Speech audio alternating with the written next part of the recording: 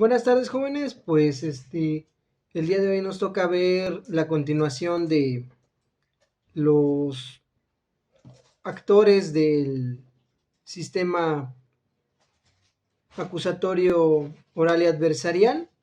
Vamos a continuar conociéndolos, cada uno de ellos, aunque para tal efecto voy a ocupar una clase que di a sus compañeros del otro grupo. Es el mismo contenido que iba yo a tratar con ustedes y espero que puedan ustedes utilizarlo para efecto de continuar conociendo los actores de este sistema penal y también para el efecto de no atrasarnos en temas. Bien, y entonces para tal efecto vamos a iniciar con estas diapositivas y espero que sean de su agrado. Bueno, pues vamos a continuar. Ahora, ¿cuál es el papel o la participación del policía dentro del procedimiento penal?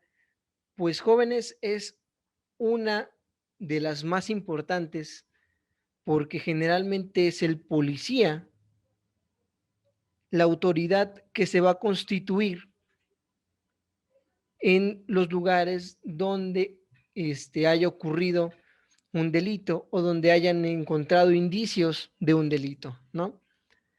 Bueno, pues iniciamos.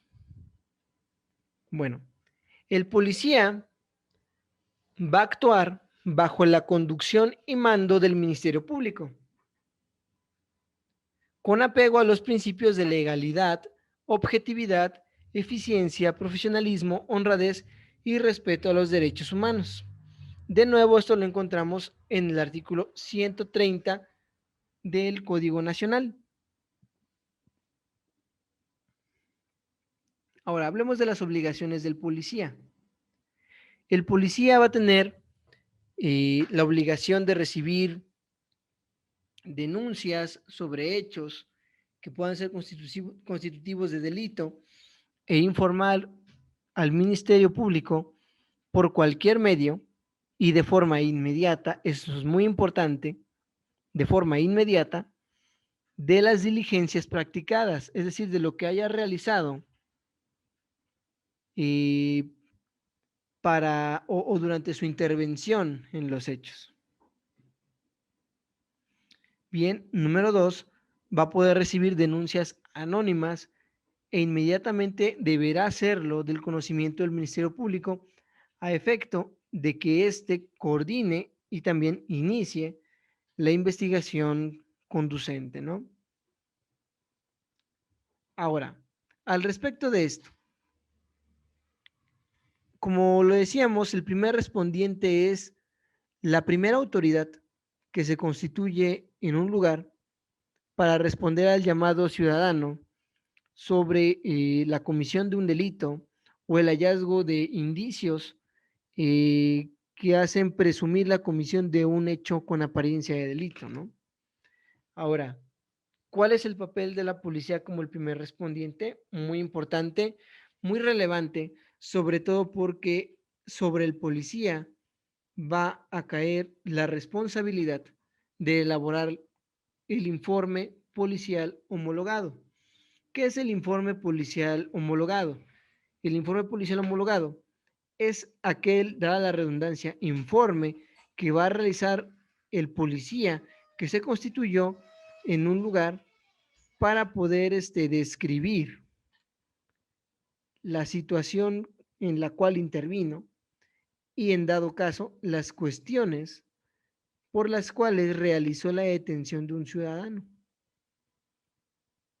Es importante porque si se realiza de forma incorrecta, puede inclusive propiciar la impunidad de los delitos debido a que el informe policial homologado se ha convertido en el basamento para el inicio de la investigación de parte del Ministerio Público.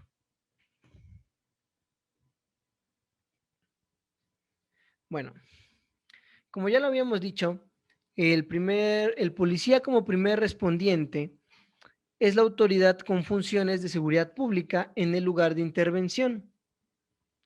le compete informar y entregar el lugar de intervención al policía con capacidades para procesar o al policía de investigación, según corresponda, además de brindar el apoyo que estos requieran. Más adelante vamos a ver quién es el policía con capacidades para procesar y quién es el policía de investigación. Continuamos. Bueno, ahora hablemos del informe policial homologado. El informe policial homologado o IPH es el medio a través del cual los integrantes de las instituciones policiales van a documentar la información relacionada con las puestas a disposiciones y las detenciones de personas o también los objetos derivados o que hayan observado en la intervención o su intervención a las autoridades competentes de investigación judicial.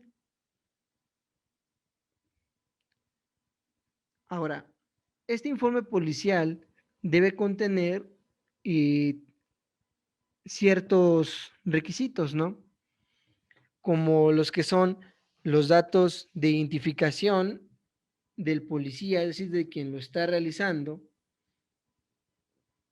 Y también debe de contener el motivo que, que se clasifica como tipo de evento y subtipo de evento, y también la ubicación del evento, ¿no? Que es un poco de lo que hablaba la compañera en su intervención. Deben de establecer de forma muy precisa la ubicación en donde se realiza sus actividades o su intervención como autoridades, ¿no? Continuamos. También el informe policial deberá contener la descripción de los hechos, debiendo detallar las circunstancias de tiempo, es decir, a qué hora, modo, es decir, cómo ocurrieron los hechos y el lugar en dónde, ¿no? Y también deberá contener, en el caso de que exista algún detenido, los motivos de la detención, deberá describir a la persona en su, lo que se denomina media filiación, es decir, color de cabello, rasgos faciales, color de piel, cómo va vestido, aproximadamente la edad, si es masculino o es femenino, o sea, todo eso dentro de la descripción de la persona. También deberá proporcionar el nombre del detenido y en su caso si tiene algún tipo de apodo. La descripción del estado físico, como ya lo dijimos, y deberá establecer si se realizó la constancia, si se realizó la lectura de derechos a la persona detenida, la cual se acreditará con una constancia, ujú, que es la constancia de lectura de derechos. Ahora, en caso de que la persona detenida indique ser una persona menor de edad, este, deberá pues también hacerlo,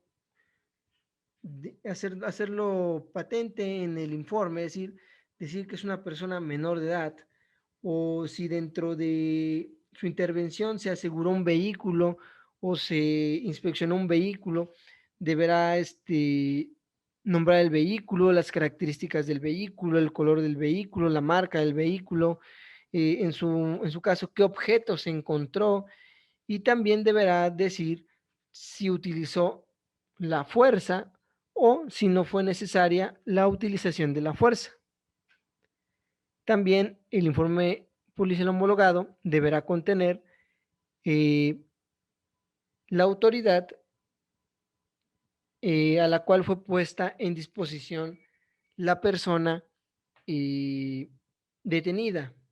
Es decir, si se entregó a la fiscalía o si se encuentra en los separos en un cuartel de la policía estatal o si por cuestión de la gravedad del delito se llamó a las autoridades federales. Es decir, todo eso se debe de establecer. Es decir, obviamente, bajo la jurisdicción de quién y a qué hora, eso es muy importante, fue puesta a disposición la persona detenida.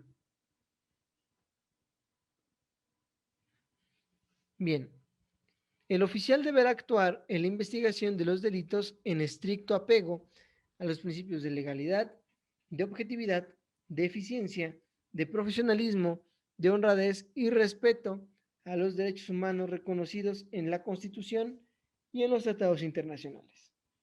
Sé que ya lo había yo dicho, sin embargo, es importante recalcarlo porque generalmente son los elementos de la policía los que frecuentemente, no voy a decir que todos, ¿verdad? Pero sí los que frecuentemente pues fallan en alguno en la aplicación de alguno de estos principios que acabamos de mencionar. Bueno, continuamos. Bueno, ahora, volviendo a hablar sobre el IPH. El IPH o informe policial homologado debe de ser completo.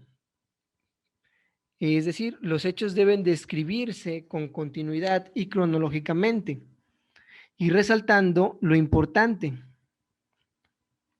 Además, no deberá contenerse afirmaciones sin el soporte de datos o hechos reales, por lo que deberá evitar información de oídas, conjeturas o conclusiones que sean ajenas a la investigación. Es decir, solamente deberá de contener aquellas preposiciones que puedan ser sustentadas con los indicios que se pusieron a disposición de la autoridad de investigación o que se hayan observado en el lugar donde ha ocurrido la comisión de un hecho que la ley señala como delito o se hayan hallado indicios que puedan ser relacionados con la comisión de delitos. Bueno, de conformidad con la Ley General del Sistema Nacional de Seguridad Pública, en su artículo 41, fracción 1, nos va a decir que los integrantes de las instituciones policiales tendrán específicamente las obligaciones de registrar en el IPH los datos de las actividades e investigaciones que realicen. ¿Por qué?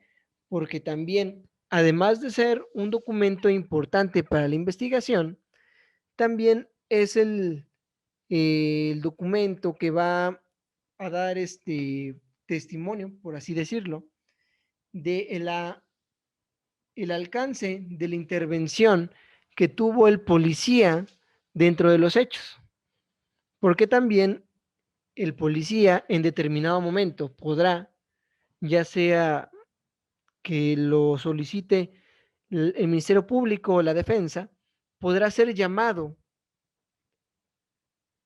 a proceso para ser cuestionado sobre las circunstancias y los alcances de su intervención dentro de un proceso penal.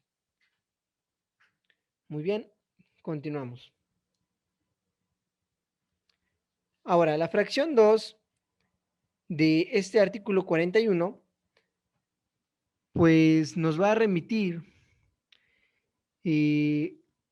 a que la instancia que corresponda a la información en el cumplimiento de sus misiones o en el desempeño de sus actividades para su análisis y registro, y que deberá entregar la información que le sea solicitada por otras instituciones de seguridad pública. Es decir, el policía obviamente va a entregar, por ejemplo, al Ministerio Público toda la información que haya observado, compilado y recopilado durante su intervención en un determinado hecho. Y también, pues obviamente, si alguna otra autoridad se lo solicita, pues deberá también entregarlo. Ahora, el Código Nacional de Procedimientos Penales también habla sobre el informe policial homologado. Dentro del artículo 51, si bien es cierto, no habla específicamente del informe policial homologado, como del texto que Eso podemos ver de en lo que la... yo así puedo compartirles y que viví. ¿Perdón? Maestro, con ¿Sí? respecto a que dice que interviene alguna otra autoridad, con respecto a lo que es del informe policial homologado, también interviene lo que es cuando son personas inmigrantes, ¿no? Cuando las encuentran, bueno, a mí me pasó una vez de que los compañeros encontraron los famosos coyotes que llevaban todas las personas o los polleros, que llevaban 2, 3 camionetas con puros indocumentados. Entonces se tiene que levantar un acta, una constancia ante la autoridad que aquí corresponde a inmigración. A ellos se les debe de entregar a esas personas y ellos deben de darle continuidad, ¿no?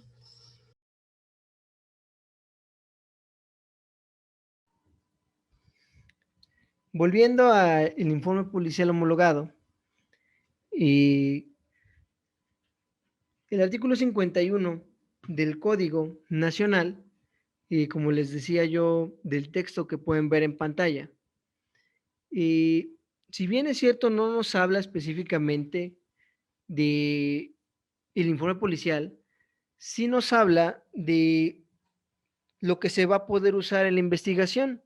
Por ejemplo, nos va a hablar de los medios electrónicos, nos va a poder hablar de las actuaciones, eh, y también nos va a hablar de que se va a poder utilizar el informe policial. ¿Por qué? Por ser el primer documento que se genera de la investigación dentro de la intervención que hace el policía, ¿no? Entonces, por eso cobra relevancia el informe policial. Sin embargo, actualmente es muy relevante, muy importante, porque, como lo veremos a continuación, ya existe la Ley Nacional del Registro de Detenciones, el cual en su artículo 17 nos dice que los integrantes de las instituciones de seguridad pública que lleven a cabo una detención deberán realizar el registro de inmediato, obviamente el registro en el Registro Nacional de Detenciones de la persona detenida, pero obviamente los datos que se van a proporcionar al registro nacional son los que se contienen o los que se van a integrar en el IPH. De ahí la necesidad y la obligación de que el informe policial homologado se encuentre realizado de forma correcta. Es por ello de que el informe policial homologado lleva exactamente el lugar donde fue detenida la persona. Por eso se describen las circunstancias de tiempo, modo y lugar, para poder dar certeza de la detención que se está realizando, que también es uno de los principios del el sistema de justicia adversarial y acusatorio, la certeza que se da al imputado sobre la legalidad de todos los actos que se realizan desde el momento en que es detenido.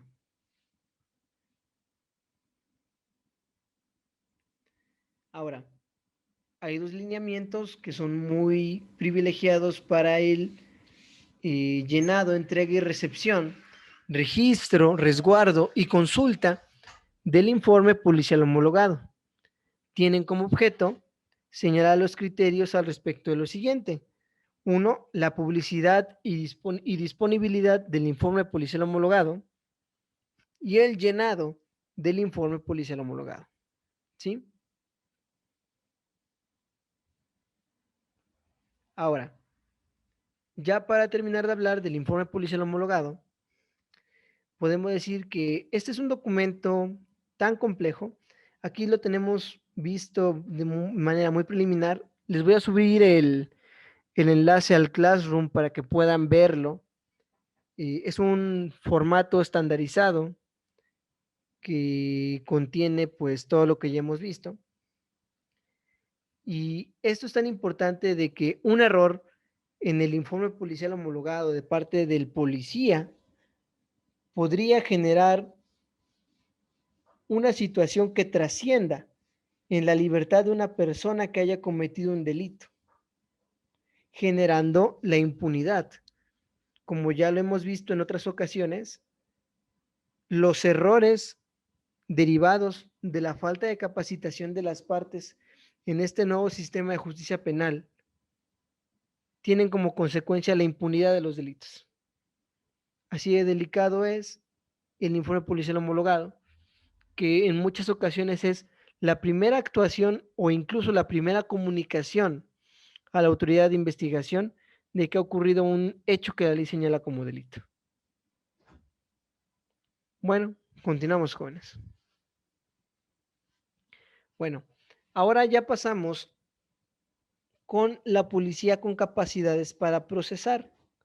A diferencia de un elemento de seguridad pública, la policía con capacidades para procesar es una unidad o una persona especializada dentro de una institución que desarrolla la observación, fijación, procesamiento, traslado y entrega de los indicios a la autoridad competente.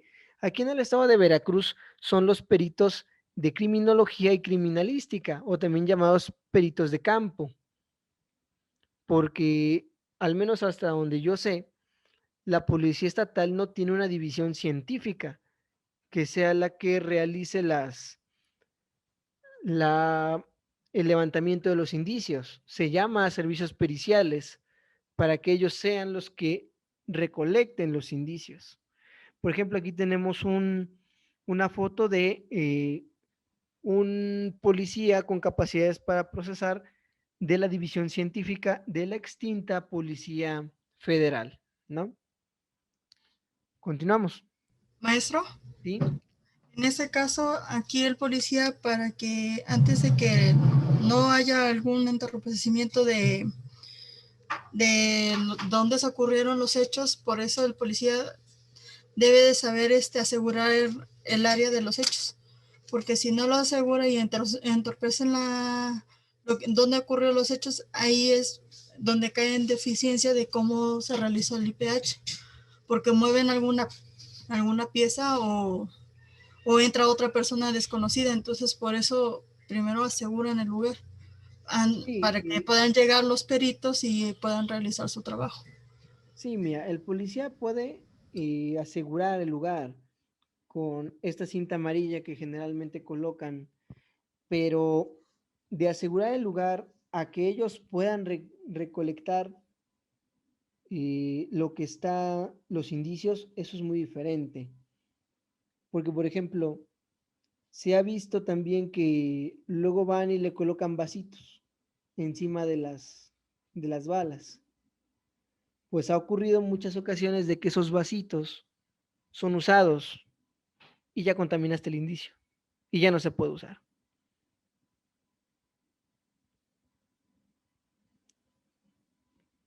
O que va caminando en el elemento y sin querer queriendo patea un casquillo y ese casquillo ya no se puede utilizar.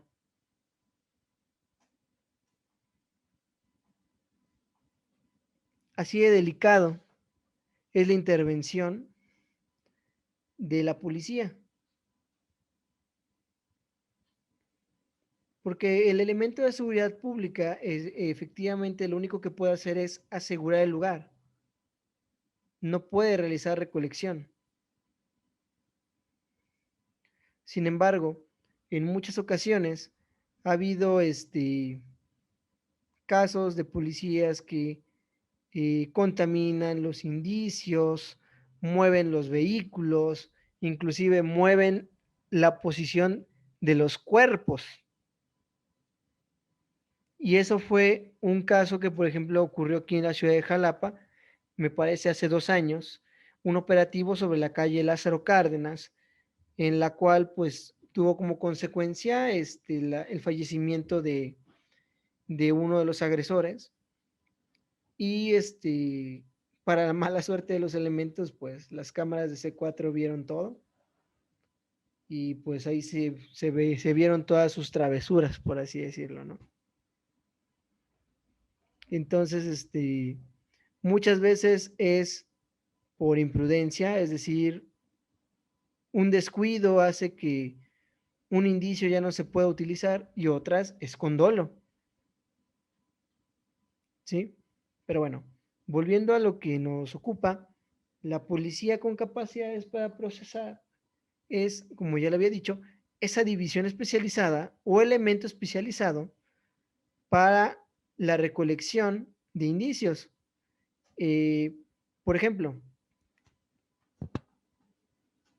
aquí en Veracruz los peritos de criminología y criminalística son los que realizan la recolección de, de balas, de muestras hemáticas, entiéndase estas como sangre, de el denominado descubrimiento de huellas dactilares, la recolección de la impresión de los zapatos que existen en un lugar, ¿no?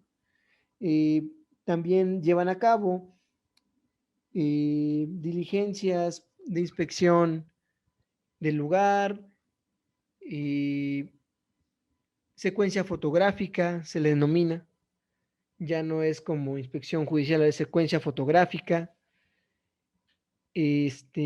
También, si es necesario realizar con posterioridad retratos hablados, también se hacen con base en las personas que se mencionan en el informe policial.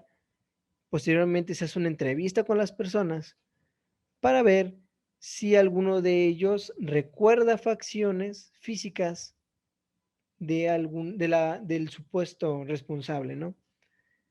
Pero bueno, volvemos a la diapositiva.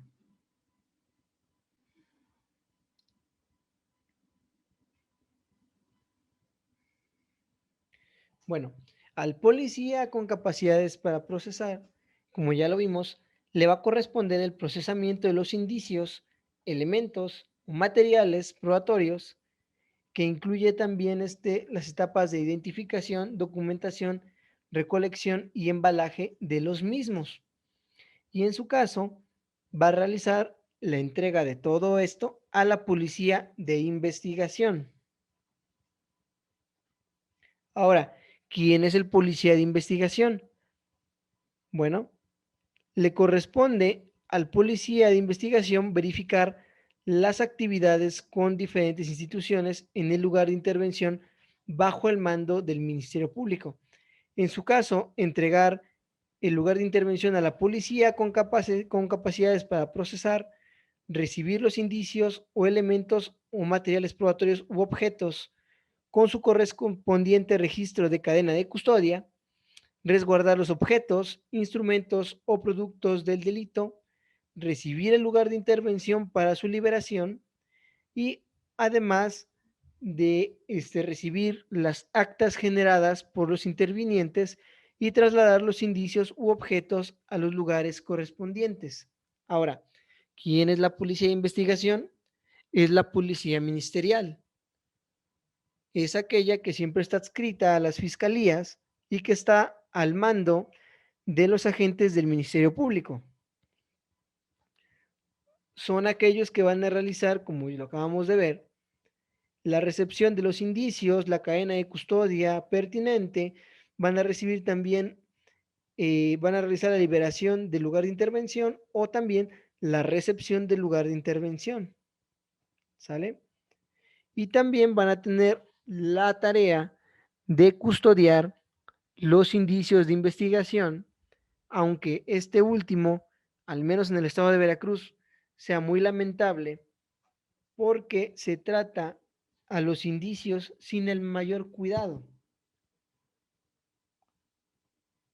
Y no es necesario eh, establecer una situación particular. Si ustedes van a la fiscalía, actualmente donde están las nuevas instalaciones ahí en la avenida Ávila Camacho, la entrada que está por la calle de Úrsulo Galván, ahí están amontonados como si fueran basura los indicios de cadena de custodia. Y pues esa imagen ya no era raro. Si alguno de ustedes tuvo la oportunidad de ir a la fiscalía cuando estaba en Narcosur, entraban a las oficinas y había un sinnúmero de cosas amontonadas por todas partes. Gente que incluso se recargaba sobre los indicios y que eso conllevaba la contaminación de los mismos.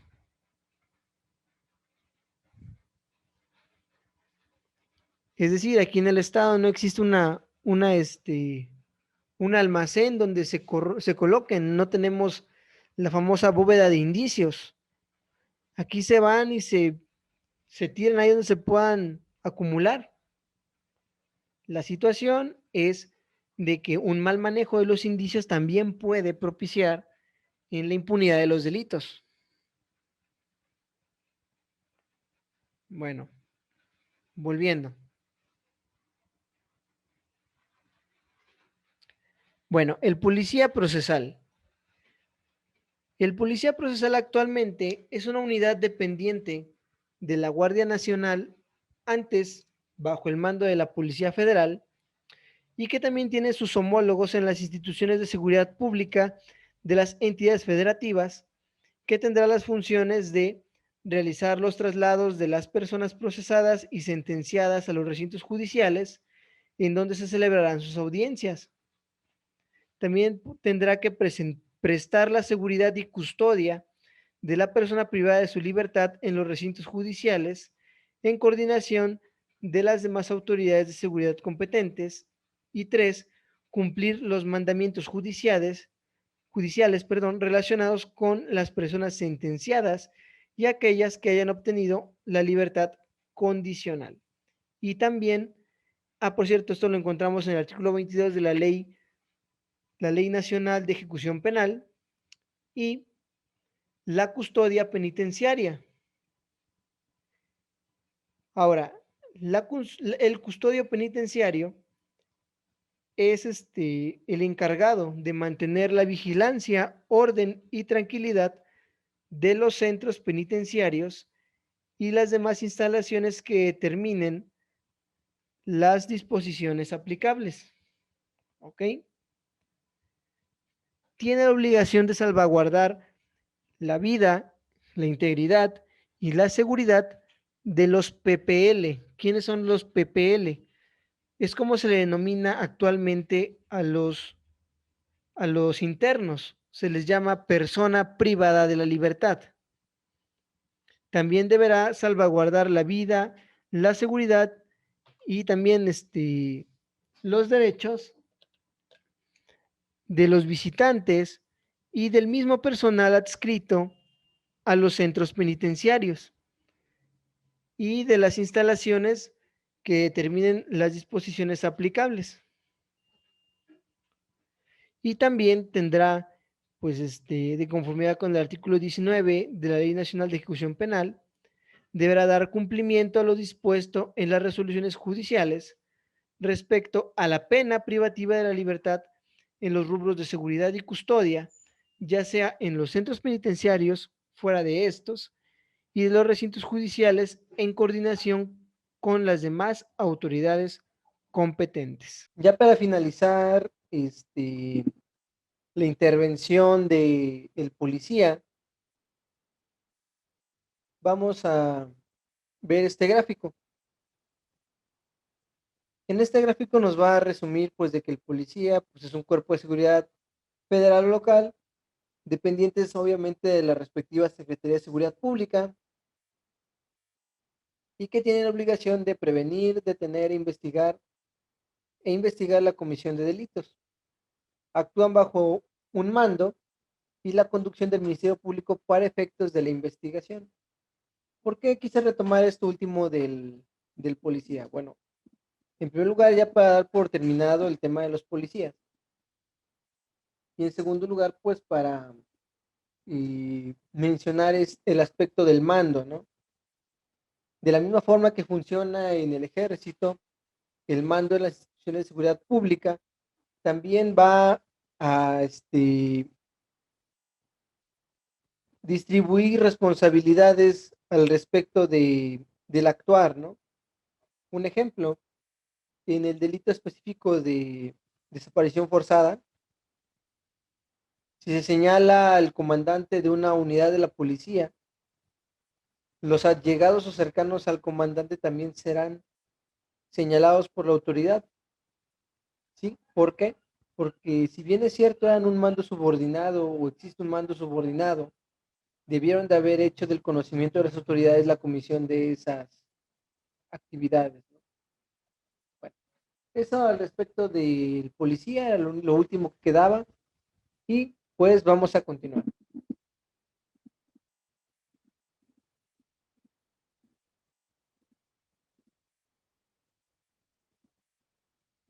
Antes de comenzar, jóvenes, si en algún momento hay un error en el momento de la proyección de las diapositivas, por favor, alguien que tome el micrófono y me avise, porque posteriormente subsanar esos errores en la edición sí sí cuesta trabajo, entonces mejor prevenirlos desde aquí. ¿Sale, jóvenes?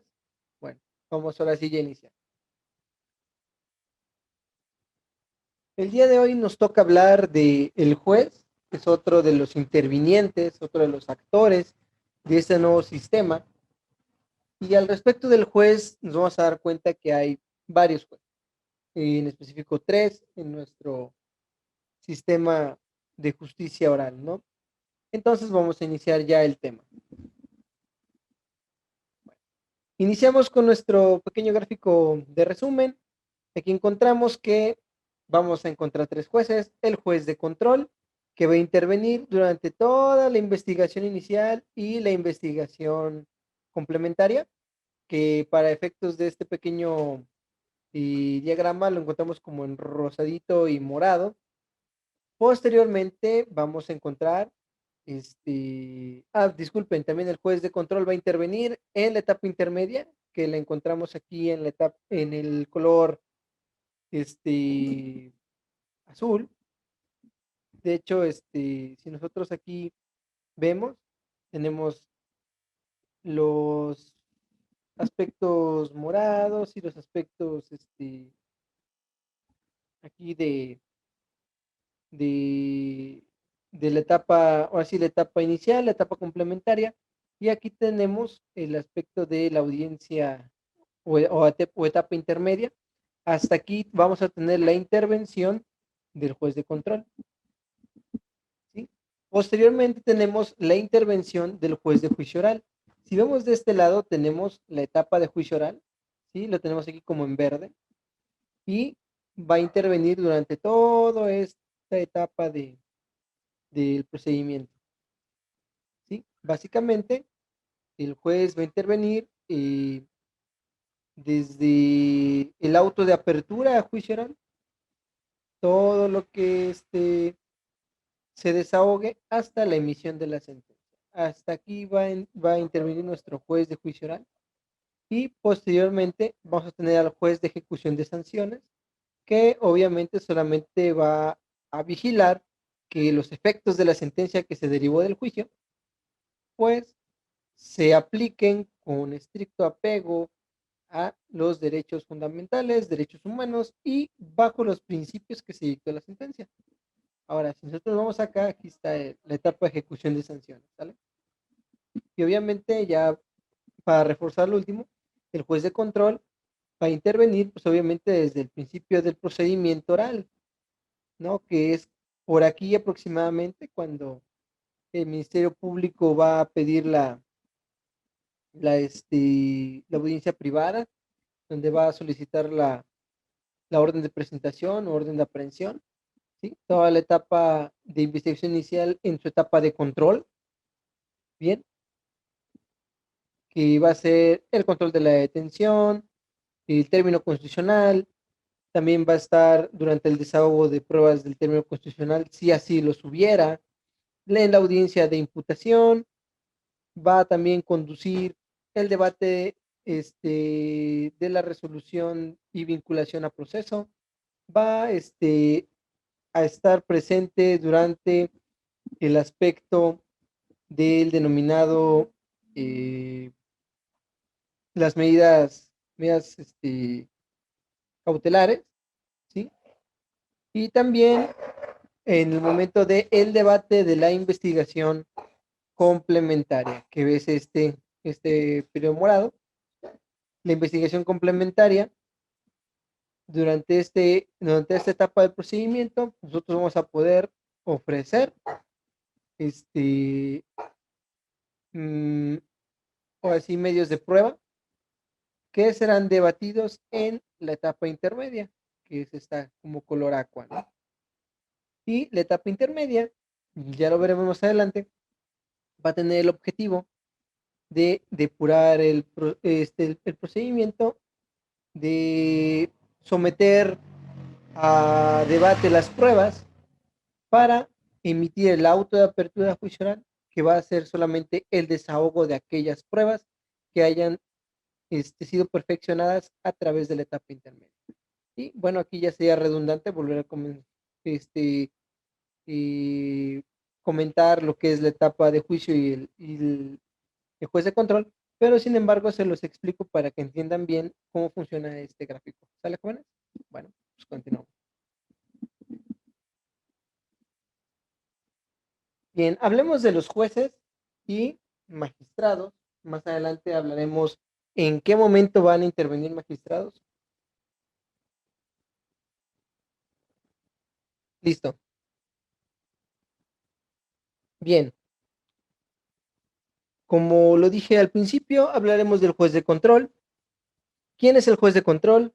Es el juez que interviene desde el principio del procedimiento hasta antes que inicie el juicio oral, supervisando el actuar del Ministerio Público o cualquier autoridad y velando por los derechos tanto de la víctima como del imputado. Ahora, el juez de control efectivamente va a iniciar su intervención a partir del momento en que el Ministerio Público solicita en la primera audiencia, que siempre es privada, en la cual va a exponer eh, su carpeta de investigación, va a exponer los medios de prueba que cuenta y va a solicitar que se turne una orden de presentación o que se gire una orden de aprehensión para que inicie el procedimiento oral de forma formal. Sin embargo, no es el único momento en el que vamos a encontrar la intervención del juez desde una etapa temprana. Por ejemplo, si me dan 2 segundos, también vamos a tener la intervención del juez en la etapa de investigación, porque en realidad el juez tiene facultades que le permiten ejercer control sobre los actos del Ministerio Público desde el momento en que el Ministerio Público inicia una carpeta de investigación.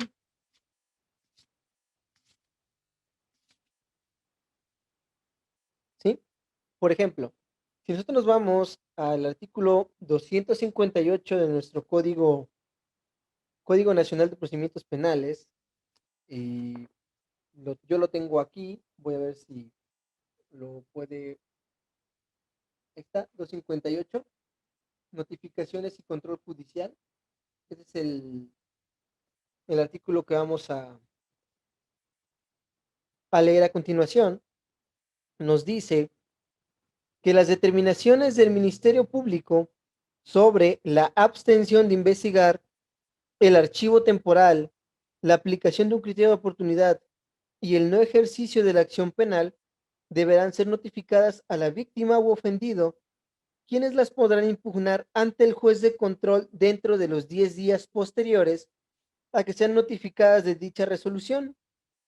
En estos casos, el juez de control convocará una audiencia para decidir, para decidir en definitiva, citando al efecto a la víctima, al ofendido, al Ministerio Público y en su caso al imputado y a su defensor, En caso de que la víctima o el ofendido o sus representantes legales no comparezcan a la audiencia, a pesar de haber sido debidamente citados, el juez de control declarará sin materia la impugnación.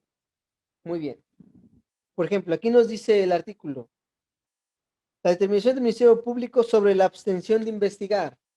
¿Qué quiere decir? Si ustedes van a una agencia del Ministerio Público y el Ministerio Público se rehúsa, es decir, recibe la denuncia, pero se rehúsa a investigar, que eso lo tiene que establecer en un acuerdo, ustedes pueden impugnar ese acuerdo a través de este artículo 258 ante el juez de control. ¿Sí? Por ejemplo, una amenaza, ¿no? Pero una amenaza que ya trascendió a una lesión a la corporeidad de la persona.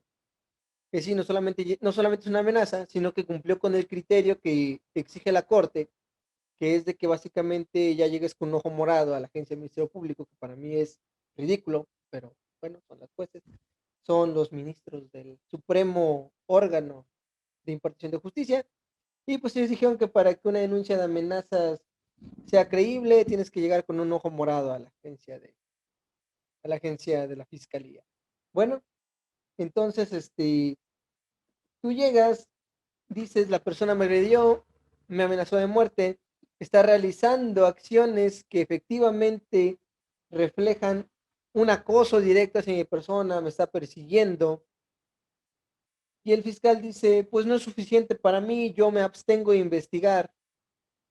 Entonces, esa determinación que emita el fiscal, tú puedes tomar ese acuerdo, realizar una petición al juez con base al 258, exponer tus agravios, exponer por qué crees que el fiscal se está equivocando en su determinación.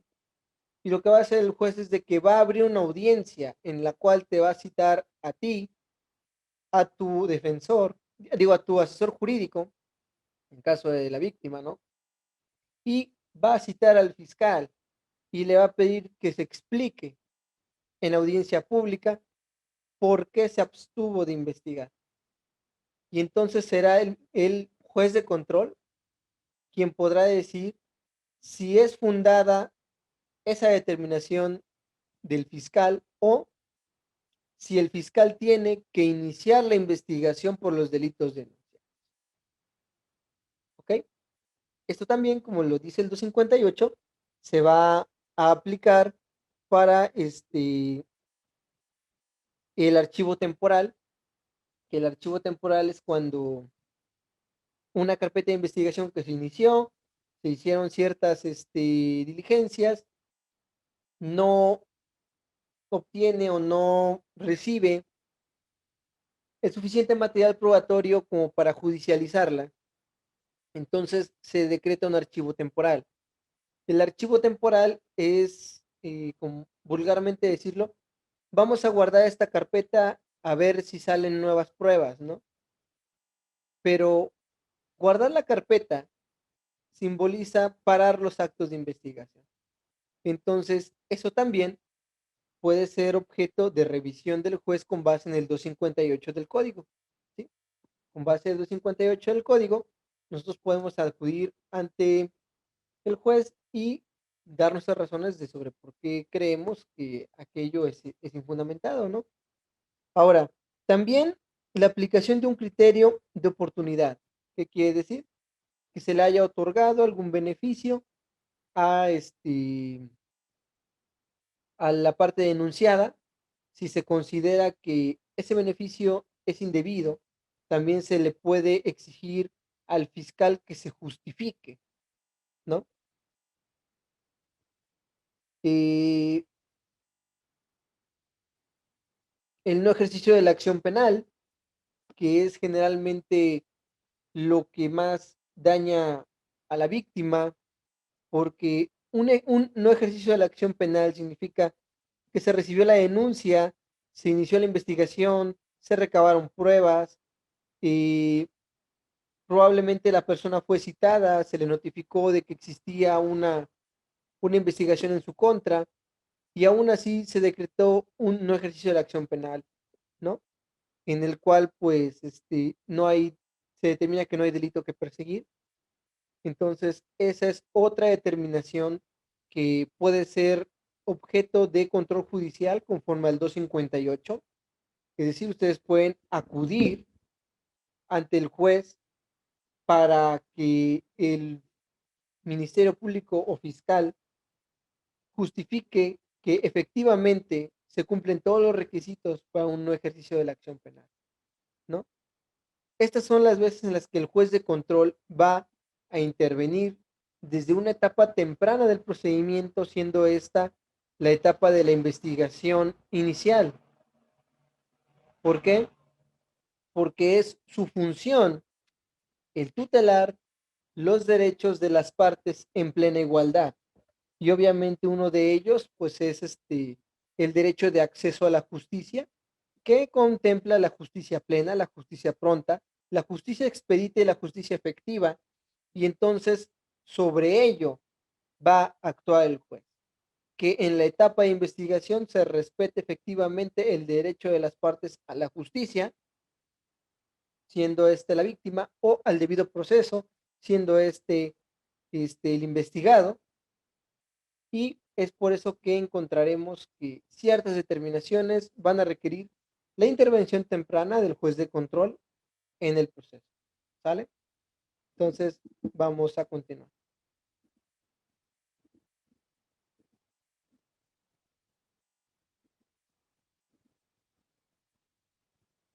Bueno,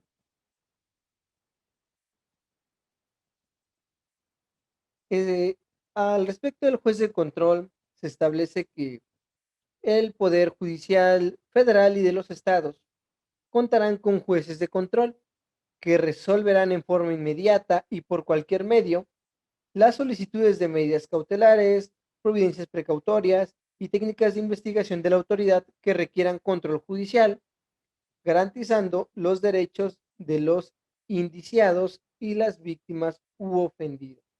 Esto lo encontramos en el artículo 16 y 12 de nuestra Carta Magna. Bueno, continuamos.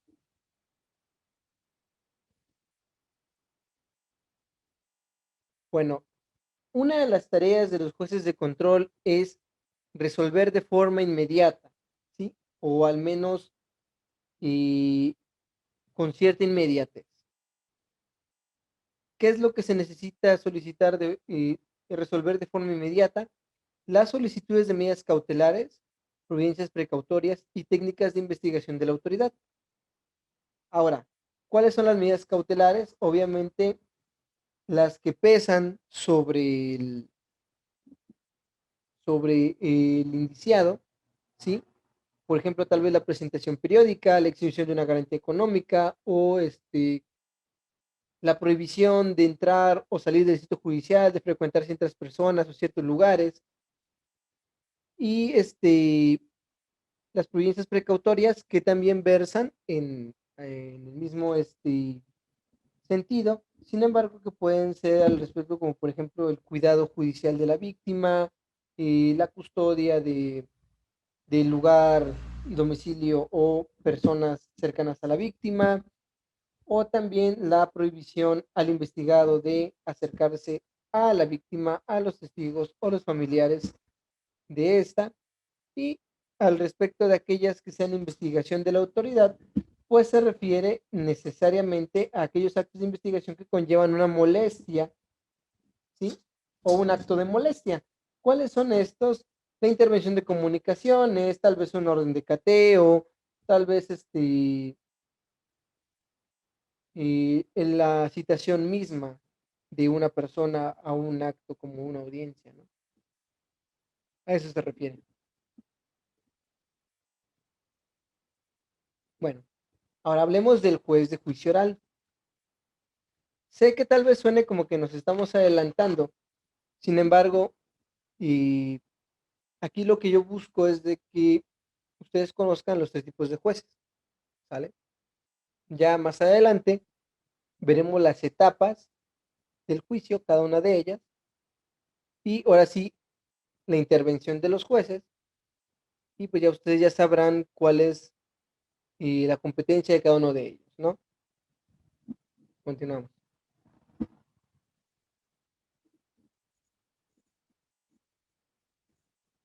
Bueno, el juez de juicio oral es un juez distinto al juez de control y va a conducir, dada la redundancia, la etapa del juicio oral. Y este juez va a escuchar los argumentos, va a evaluar las pruebas y va a dictar sentencia basándose en la evidencia, pero ojo, la evidencia que haya sido desahogada en la audiencia del juicio oral. Y este juez no conoce del asunto durante esta etapa, es decir, no tiene conocimiento previo y de lo que se hizo en la etapa de investigación y de control.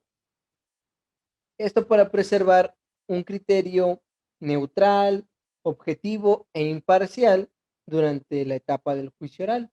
Ahora, ¿por qué lo vamos a encontrar como órgano jurisdiccional? Porque originalmente se había previsto que debería de haber funcionado de esta manera: ser un órgano colegiado de al menos 3 juzgadores para poder llevar a cabo la etapa del juicio oral. Sin embargo, y en algunos lugares trascendió que solamente pues se quedó con uno de ellos como un juez, una figura central, el juez de juicio oral.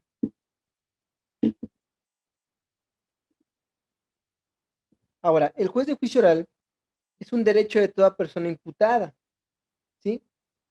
Si nosotros vamos al texto del artículo 20, apartado B de la Constitución, encontramos que uno de los derechos de todo imputado es ser juzgado en audiencia pública por un juez o tribunal.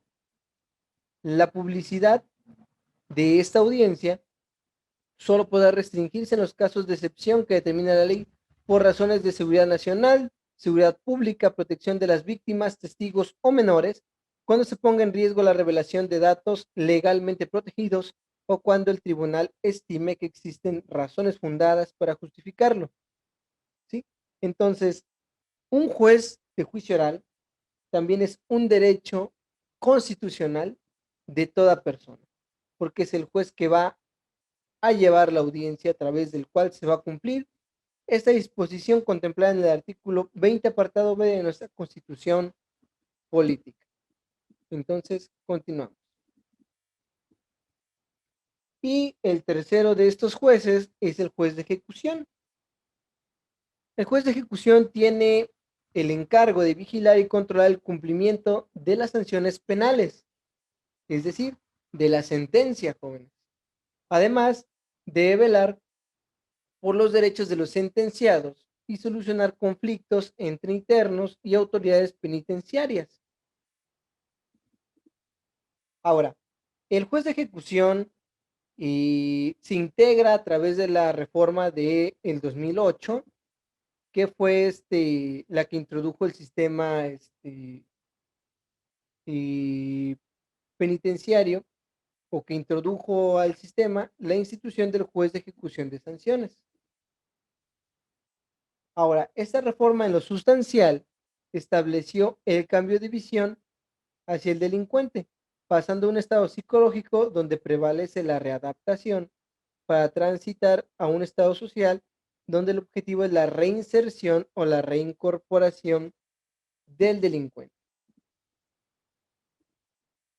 Ahora, donde hay derechos y por ende deberes, existirán conflictos entre unos y otros. La solución a estos conflictos corresponderá, obviamente, al juez de ejecución. ¿Sí? Hablando con mi papá y mira, ahí va mi tío Manuel en el carro. ¿Quién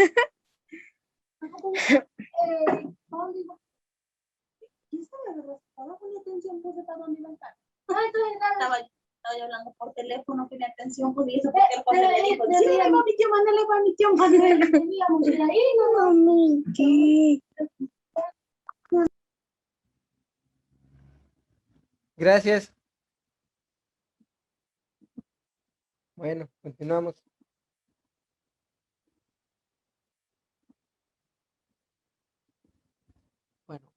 Continuando, y todos estos conflictos durante la etapa del cumplimiento de una sentencia van a ser competencia dirimirlos del juez de ejecución, ¿sí?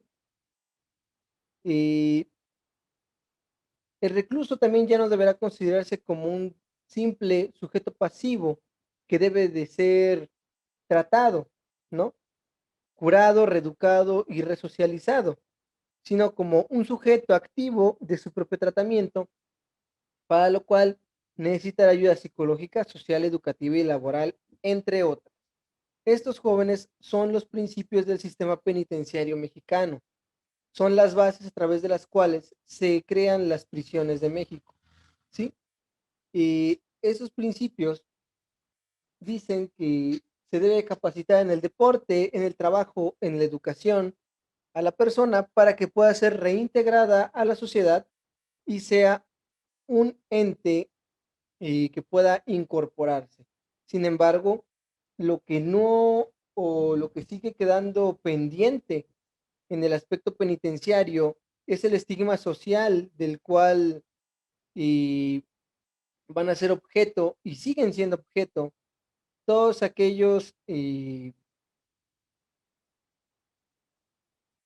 todas aquellas personas que son liberadas, que ya cumplieron su procedimiento, sin embargo, siguen teniendo el estigma social de que estuvieron en la prisión.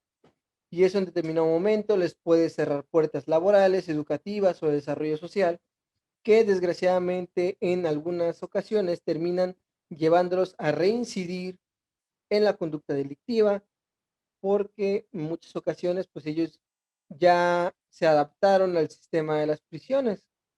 Como una anécdota personal, en la ciudad de Coatzacoalcos, acudí a ver a un cliente que estaba ahí en el penal de Dupont Ostión, así se llama, Dupont Ostión, el penal de Coatzacoalcos. Y uno de los internos que fue a buscar al cliente me platicaba que ya iba a salir al otro día. Y yo le dije, pues yo creo que has de estar muy contento, ya vas a salir. Y me dice, no, honestamente no. Yo ya me acostumbré a vivir aquí, este es mi estilo de vida y yo no conozco otro, otro,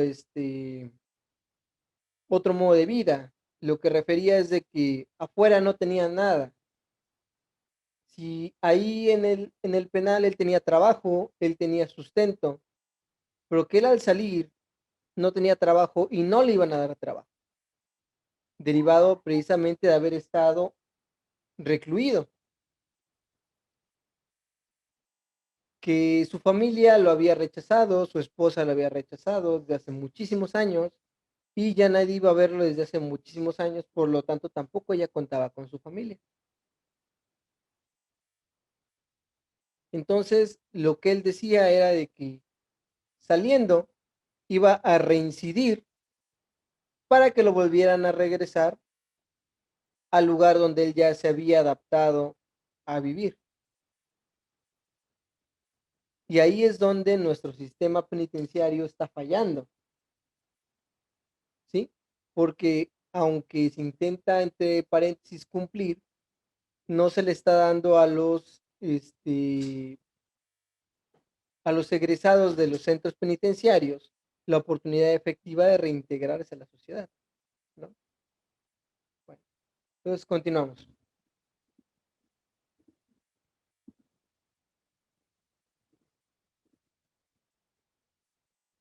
Muy bien. Las funciones del juez de ejecución son tres, ¿sí? Una función inspectora, que más adelante vamos a ver, una función consultiva y una función decisoria jurisdiccional. En el aspecto de la función de inspección, consiste, da la redundancia, en la vigilancia de la ejecución de las penas, con especial atención en aquellas de las que son privativas de la libertad. ¿Y cómo lo va a hacer? Pues va a visitar periódicamente los centros de, de reclusión, es decir, los cerezos y los ceferezos en el caso de la federación, para verificar pues de que se esté llevando todo como debe de ser, ¿no? La función consultiva, que se va a realizar mediante la emisión de los informes derivados de la inspección, es decir, va a ir a hacer su inspección, va a emitir informes al respecto de cómo están funcionando y cómo están aplicando las penas los centros penitenciarios y respecto también a las condiciones que haya observado y todas las relaciones generales, ¿no? Todo lo que haya observado al respecto de la ejecución de la pena. También va a haber una función decisoria jurisdiccional que va a ser resolver solicitudes y controversias derivados al enfrentamiento entre, obviamente, lo que decíamos, los derechos y los deberes, pero estos no deben de realizarse de manera arbitraria o la libre interpretación del operador jurídico. Es decir, a través del el juez no puede interpretarlo libremente, sino conforme a las normatividades al respecto de dirimir estos derechos y deberes, ¿no? Internos. Ahora, ¿cuál va a ser la competencia del juez de ejecución? Bueno, los jueces cuya circunscripción territorial se encuentre o, a ver,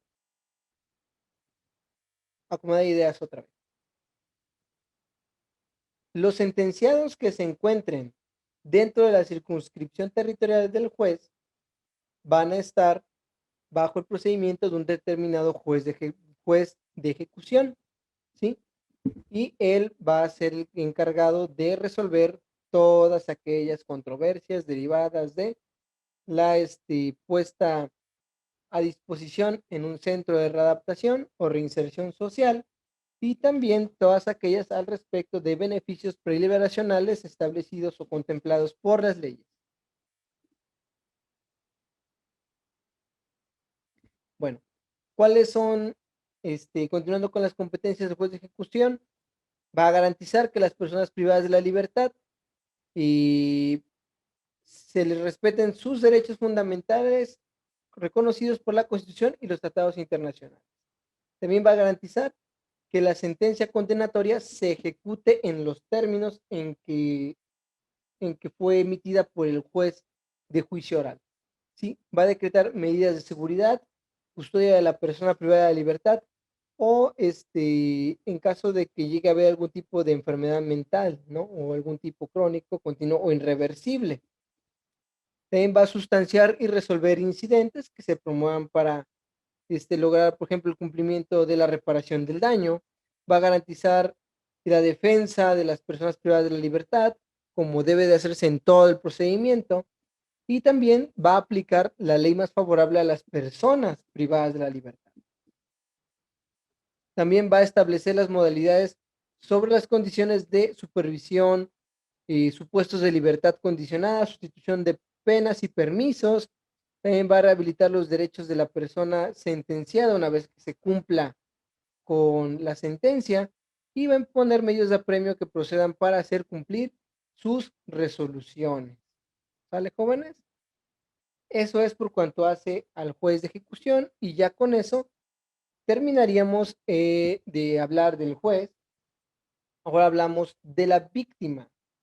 La víctima, que recordemos que derivada de la reforma constitucional, deja de ser un mero medio de prueba del fiscal para convertirse en una parte del procedimiento que tiene derecho a intervenir, que tiene derecho a aportar pruebas, que tiene derecho a ser escuchado en el juicio y por lo tanto tiene derecho a alguien que vele por sus derechos que la ley le confiere y es por eso que se crea la figura del asesor jurídico de la víctima, ¿sale? Entonces, a continuación vamos a ver la víctima y al asesor jurídico de la víctima, ¿sale? Bueno, y estamos otra vez con nuestro gráfico. La víctima, pues, es la persona físico-moral que recibe directamente el daño derivado del delito, ¿sí? Y el ofendido es la persona físico-moral cuyos derechos o intereses han sido lesionados o puestos en peligro por el delito. Eso es diferente. Un daño es directo y el otro daño es indirecto, ¿sale?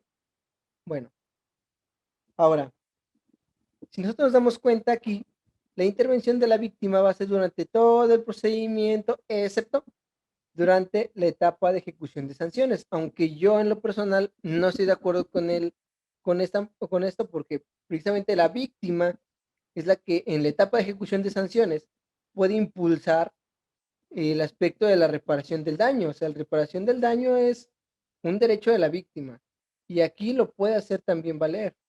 Entonces, yo creo que sí es durante todo el procedimiento, inclusive aquí también, la intervención de la víctima o el ofendido.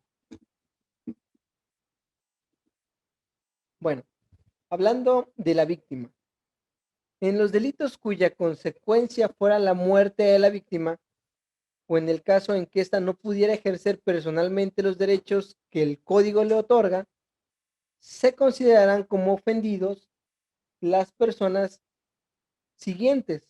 Es decir, en primer lugar, el o la cónyuge o concubina o concubinario de la persona que falleció. Dos, el conviviente. Tres, los parientes por consanguinidad en línea recta ascendente o descendente.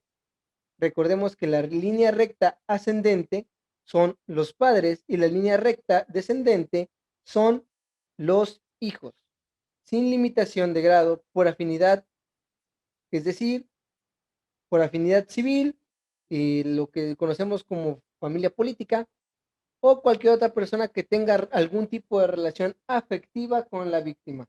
Esto lo encontramos en el artículo 108 de nuestro Código Nacional de Procedimientos Penales. Bueno, ahora también tenemos que hablar un poquito de la ley de víctimas.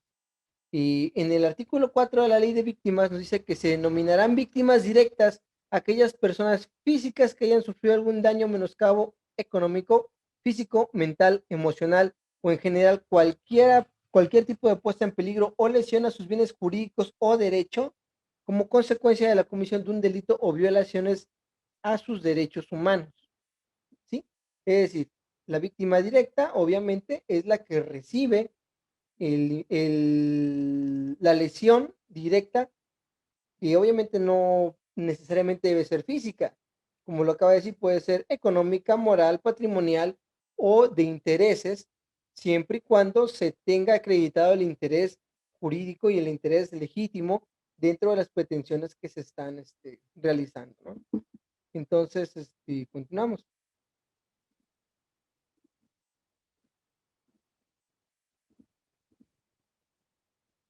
Asimismo, las víctimas indirectas, ¿sí?, son los familiares o aquellas personas físicas a cargo de la víctima directa que tengan una relación inmediata con ella.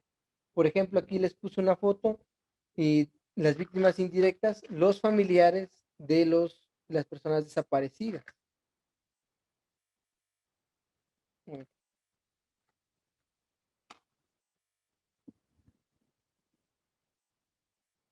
Ahora, son víctimas potenciales las personas físicas cuya integridad física o derechos peligren por prestar asistencia a la víctima, ya sea por impedir o detener la violación de derechos o la comisión de un delito.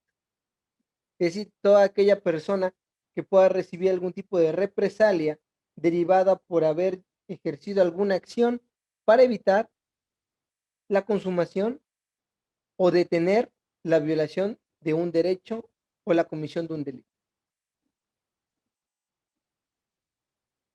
Ahora, también la calidad de víctima se adquiere con la acreditación del daño o menoscabo de los derechos en los términos de la ley de víctimas, con independencia de que se identifique, aprenda o condene al responsable. Ahora, también pueden ser víctimas los grupos, comunidades u organizaciones sociales. En este caso, por ejemplo, las etnias o comunidades indígenas también pueden ser víctimas colectivas de violación de derechos. Ahora hablemos un poquito de los derechos de las víctimas. ¿Cuáles son los derechos de las víctimas? Bueno, y todo el catálogo de derechos de las víctimas los podemos encontrar en el artículo 20, apartado B, No, apartado 20, apartado C, inciso C. Artículo 20 constitucional, apartado C. Es el que habla de los derechos de las víctimas. El B habla de los derechos del imputado. Perdón. Y el A habla del sistema penal en general. Disculpen eso, jóvenes. Bueno, el artículo 20, apartado C, es el que habla de los derechos de las víctimas, ¿sí? Entre otros son los siguientes.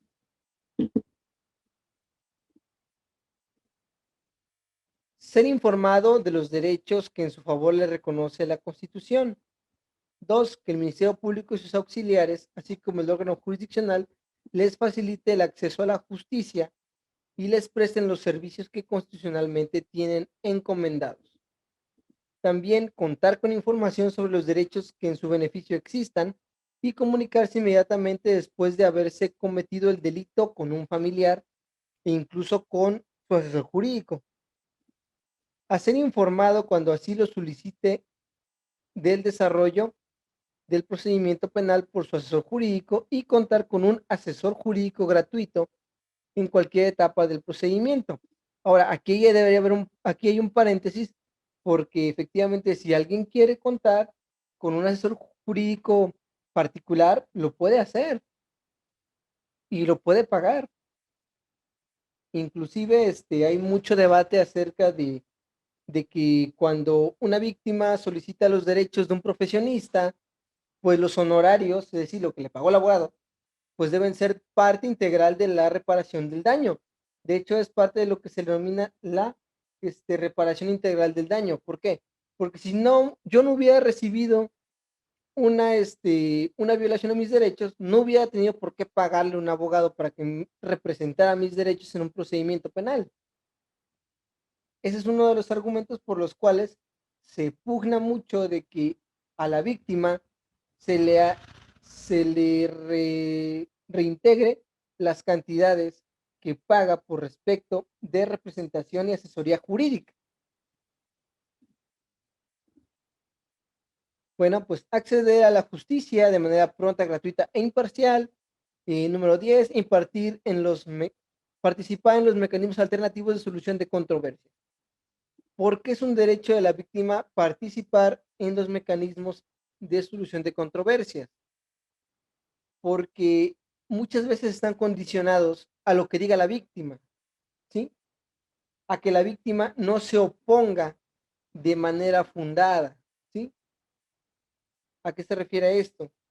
Si el imputado busca una suspensión condicional del procedimiento para poder terminar el procedimiento penal de forma anticipada o un procedimiento abreviado para obtener una pena muy baja y entonces pueda salir en libertad o cumplir en libertad su, su pena, pues entonces muchas veces la víctima podrá decir si eso le genera algún tipo de violación indirecta o de perjuicio.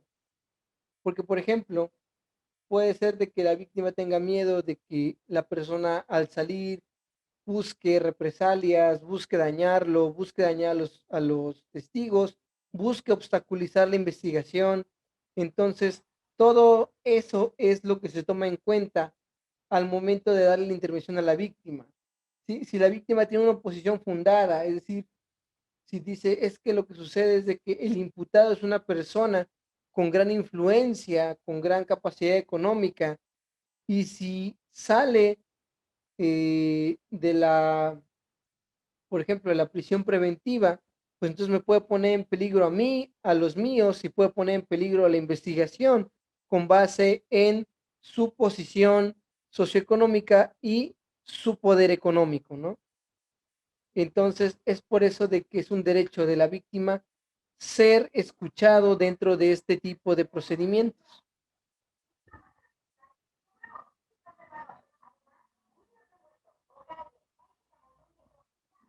A ver, ¿quiénes tienen examen? Maestro, ¿Sí? Nada más quisiera comentar o ahondar un poquito en lo que ahorita usted estaba comentando. Ahorita en esta semana me pasaron un trabajo de la revisión de un procedimiento disciplinario precisamente sancionador en contra de una jueza porque la Comisión Estatal de los Derechos Humanos determinó que una jueza, Aleida Sosa, en su momento no había resguardado, no había tutelado los derechos de las víctimas indirectas de una desaparición forzada, y en su momento precisamente el proyecto que yo tenía era precisamente para inhabilitarla, porque como usted bien señala, pues al final de cuentas sí vulnera el procedimiento establecido en la Constitución Federal. Efectivamente. Era lo único que quería aportar, maestro. Ok. Pues efectivamente, también los jueces pueden ser sujetos de responsabilidad derivado de sus determinaciones, porque muchas veces, como lo acaba de decir el compañero Libreros, una determinación de un juez puede materializar un beneficio, un daño o inclusive una impunidad. Entonces, si un juez no realizó un control debido de las garantías en el aspecto de un delito tan delicado como lo es la desaparición forzada de personas, que es un delito pluriofensivo. ¿Por qué? Porque ofende varios bienes jurídicos tutelados, como lo es la personalidad, la capacidad jurídica, el acceso a la justicia y también el acceso a el derecho de libertad, ¿no? Entonces, si no se tutelaron de forma debida los derechos de las víctimas, que en este caso indirectas, debieron de haber sido los familiares más cercanos de las personas que desaparecieron, pues se debe de abocar con base en la gravedad de la omisión y entonces tomar las determinaciones necesarias y pues si la falla fue grave y trascendental, pues efectivamente separarla de su encargo por cuanto hace que no ha cumplido de forma debida con sus obligaciones que la ley mandata. ¿Sale? Bueno, entonces continuamos, jóvenes.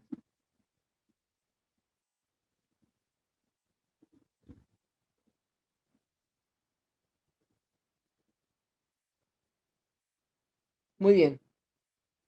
Ahora sí, hablemos del asesor jurídico de la víctima. Ya hablamos de la víctima, ya hablamos de los derechos, ya hablamos de la intervención que va a tener, ya hablamos también cómo vamos a determinar la calidad de víctima directa o indirecta. Ahora hablemos del asesor jurídico.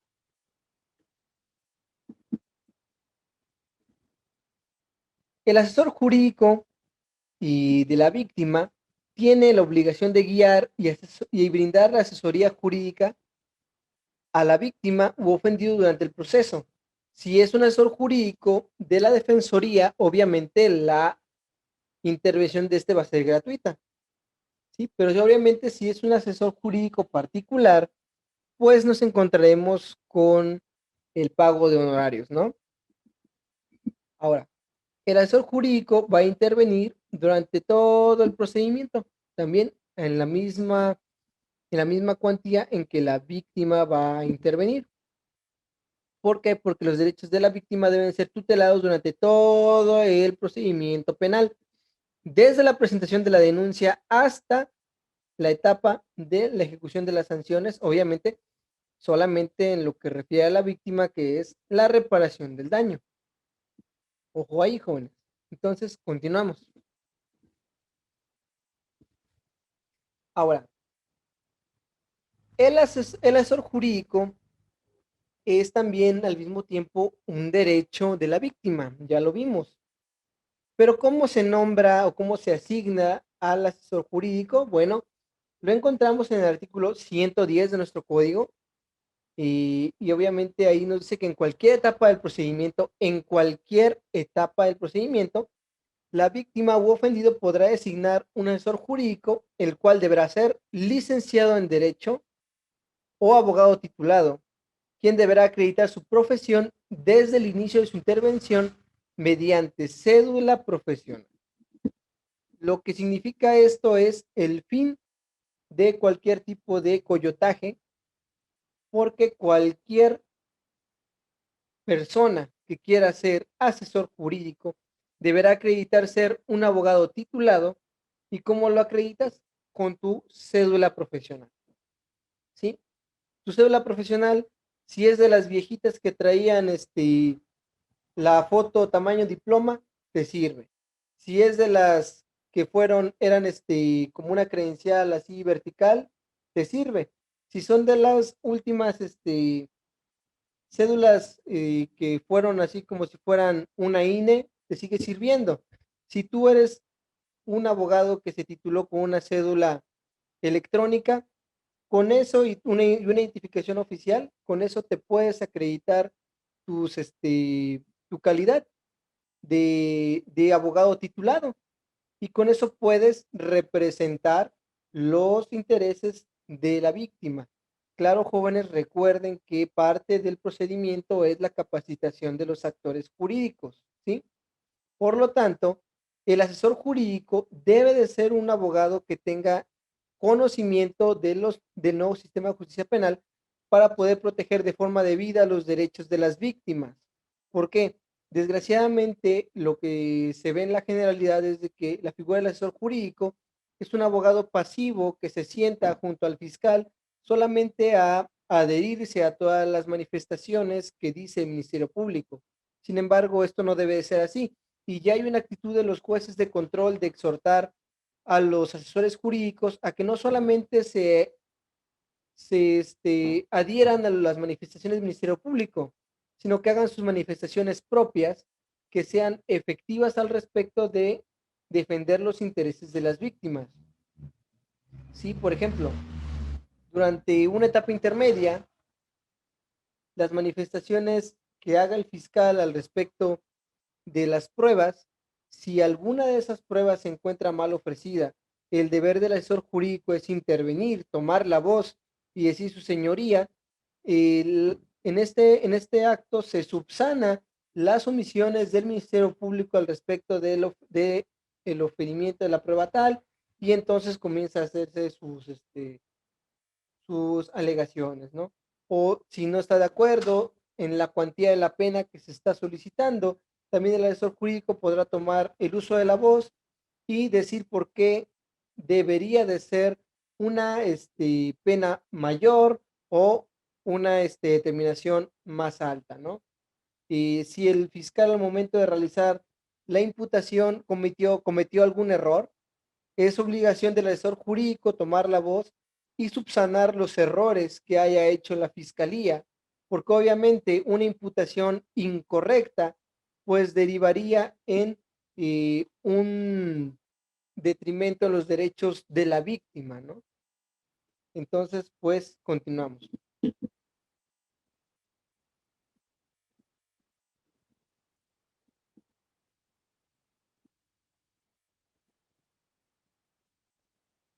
Bueno, si la víctima o ofendido no puede designar un asesor jurídico particular, tendrá derecho a uno de oficio.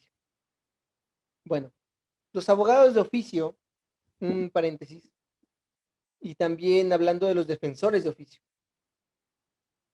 Este, se tiene una concepción generalizada de que tener un defensor de oficio o un asesor jurídico de oficio es malo porque no son profesionistas buenos, ¿no?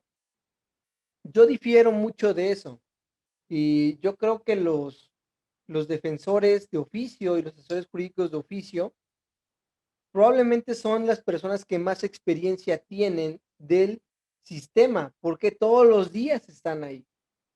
Desayunan, comen y cenan el procedimiento.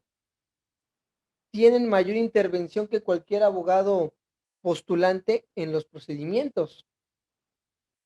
Y yo creo que muchas veces las deficiencias que pudiesen llegar a tener estos profesionistas no es porque ellos sean malos profesionistas o porque como comúnmente se diga que son chafones, sino porque tienen una carga de trabajo monumental. Estamos hablando de que cada fiscal aquí en Jalapa lleva un promedio de 1,200 carpetas de investigación. ¿quién va a poder con eso? En los despachos particulares casi hay abogados que chillan porque llevan 50 asuntos al mismo tiempo. O imagínense llevar 1000 o más. Y más en un lugar como Jalapa, en donde todos los días hay denuncias, todos los días hay delitos, todos los días hay audiencias iniciales, todos los días hay alguna actividad que la Defensoría deberá realizar. Y obviamente, la Defensoría no tiene los recursos humanos suficientes para atender la demanda, ¿no? Entonces, en lo personal, yo me ha tocado trabajar con fiscales, con defensores, con asesores jurídicos de oficio, muy buenos, la verdad, que, que si en sus manos estuviera mi situación jurídica, yo estaría muy, muy conforme. ¿Por qué? Porque son profesionistas muy buenos. No voy a decir que no hay asesores jurídicos o defensores jurídicos malos, pero créanme que son los menos. Entonces yo sí les invitaría muy personalmente que cuando ustedes en un proceso se encuentren con un defensor o un asesor jurídico de oficio, vean, porque en muchas ocasiones ustedes pueden obtener mucha, mucha, mucha experiencia de tratar con uno de ellos, y precisamente porque ellos tienen todos los días que estar preparándose, todos los días tienen que estar interviniendo en estos procedimientos.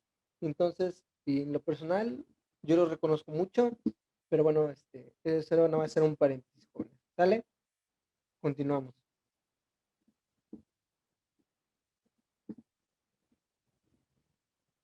Bueno, la víctima en la etapa de investigación.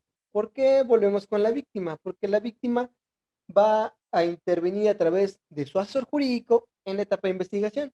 Como ya lo vimos, el 258 nos va a decir la forma en que la víctima va a intervenir en la investigación, en la etapa de investigación inicial, para el control judicial del juez de control.